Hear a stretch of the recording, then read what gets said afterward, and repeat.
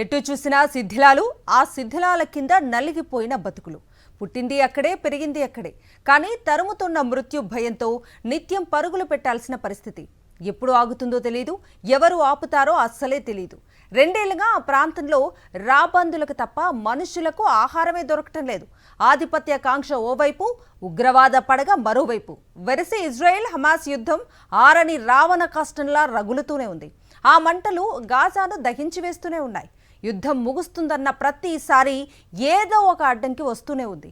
ఈసారైనా యుద్ధం ఆగుతుందన్న ఆశతో రేపటి కోసం ఎదురు చూసేలా చేస్తోంది.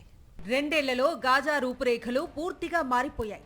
అందమైన సముద్ర తీరం ప్రస్తుతం శ్మశానాన్ని తలపిస్తోంది. ఇజ్రాయెల్ దాడులతో ఆ ప్రాంతంలో కనీసం గడ్డి కూడా మొలవని పరిస్థితులు నెలకొన్నాయి.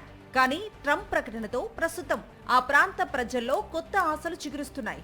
గాజా యుద్ధం ముగింపునకు అమెరికా ప్రతిపాదించిన శాంతి ప్రణాళికకు ఇజ్రాయెల్, హమాస్లు అంగీకరించాయి.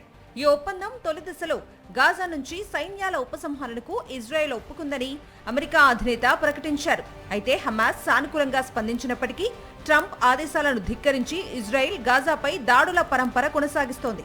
తాజాగా ఇజ్రాయెల్ జరిపిన దాడుల్లో 57 మంది ప్రాణాలు కోల్పోయారు. కాగా సోమవారం కీలక చర్చలు ఈజిప్ట్ వేదికగా జరగనున్నట్లు బెంజమిన్ నెతన్యాహు తెలిపారు.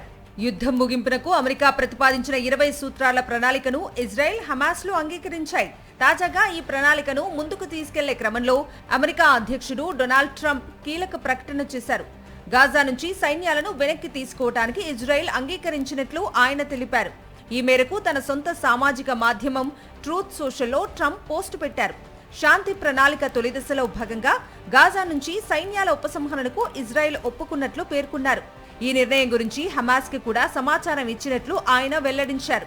దీన్ని హమాస్ కూడా అంగీకరిస్తే గాజాలో తక్షణమే కాల్పుల విరమణ అమల్లోకి వస్తుందని ట్రంప్ వివరించారు. దీంతో ఇజ్రాయెల్, హమాస్ మధ్య బందీలు, ఖైదీల అప్పగింత మొదలవుతుందని ట్రంప్ తెలిపారు. బందీల అప్పగింత తర్వాత సైన్యాల ఉపసంహరణకు మార్గదర్శకాలను రూపొందిస్తామని పేర్కొన్నారు. కాగా బలగాల ఉపసంహరణకు సంబంధించి ఇజ్రాయెల్ ఇంతవరకు అధికారికంగా ఎలాంటి ప్రకటన విడుదల చేయలేదు. ఇదిలా ఉండగా శాంతి ప్రణాళికకు సంబంధించి ఇజ్రాయెల్, హమాస్ మధ్య సోమవారం ఈజిప్ట్ వేదికగా పరోక్ష చర్చలు జరగనున్నాయి. మరోవైపు ట్రంప్ శాంతి ప్రతిపాదనలపై హమాస్ సానుకూలంగా స్పందించింది.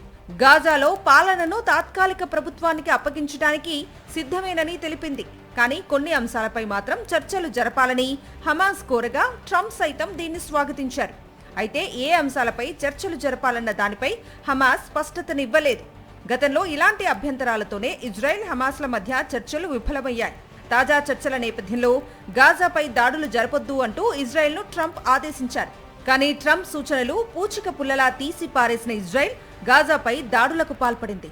ఈ దాడుల్లో దాదాపు 57 మంది చనిపోయినట్లు స్థానిక అధికారులు తెలిపారు. గతంలో బందీల విడుదల, కాల్పుల విరమణపై చర్చలు జరిగినా అవి పూర్తి స్థాయిలో అమలు కాలేదు. హమాస్ కొంతమంది బందీలను మాత్రమే విడుదల చేయడంతో ఇజ్రాయెల్ గాజాపై యుద్ధాన్ని కొనసాగించింది. దీంతో ఆ ప్రాంతంలో ప్రజల ఆశలు అడియాసలయ్యాయి. ఈసారైనా యుద్ధం పూర్తి స్థాయిలో ఆగితే కొత్త జీవితం ప్రారంభించాలని అక్కడి ప్రజలు ఎదురు చూస్తున్నారు. అయితే యుద్ధం ఆగేందుకు ప్రస్తుతం జరుగుతున్న చర్చలపై ఇక్కడి ప్రజలకు నమ్మకం కనిపించడం లేదు. ఇజ్రాయెల్, హమాస్లు మెట్టు దిగితేనే యుద్ధం ఆగుతుందని నిపుణులు అంటున్నారు. యుద్ధాలన్నీ తానే ఆపుతానంటున్న అమెరికా అధ్యక్షుడు ట్రంప్ ఈసారైనా ఇజ్రాయెల్, హమాస్ యుద్ధాన్ని ఆపగలరో లేదో చూడాలి.